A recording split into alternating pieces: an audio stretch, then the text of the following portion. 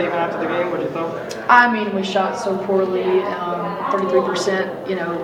We talked all week that we're down by 10 and got 2 fouls, and we knew it was going to be a battle, and it just was obviously a little frustrating not to be able to respond and really get any type of offensive production. That made it very difficult. It was like, just grinding at you the whole time.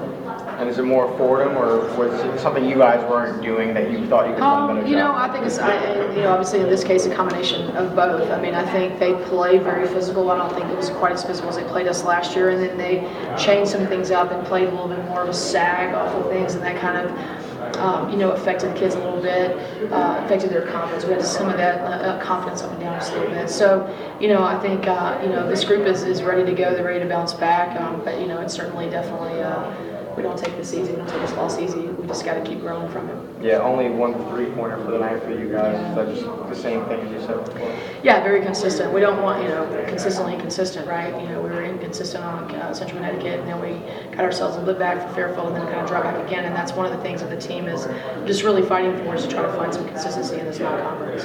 Do you take kind of a minor positive out of your team's ability to generate some turnovers here and there in that full court press? Yeah, I mean, we, as poorly as we executed offensively, still were within striking distance, even at the 7-minute mark, the 9:20 mark and the 7-minute mark, and then we just gave up a lot of layups right there, kind of took a little wind out of the cell.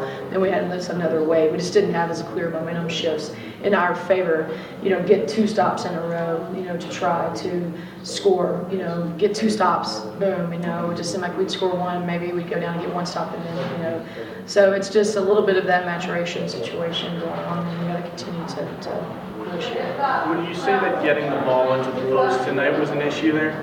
Yeah, which is interesting. I thought we would be able to combat against their big post game. You saw that they went at our post players. They went at Ashane right at the beginning, trying to feed the ball to number 11 to Tapio, and which to me in turn, I thought that Ashane could have done the same thing to her, and I think that might be a little bit of a freshman understanding, and I think she's very heady about her ability and what she can bring. Then they played the sag off of her, and she was popping the 15-foot really well. You want to keep going to the well runs dry. I kept telling her, not looking for that shot, take that shot. They're giving you that shot. That was their trade-off.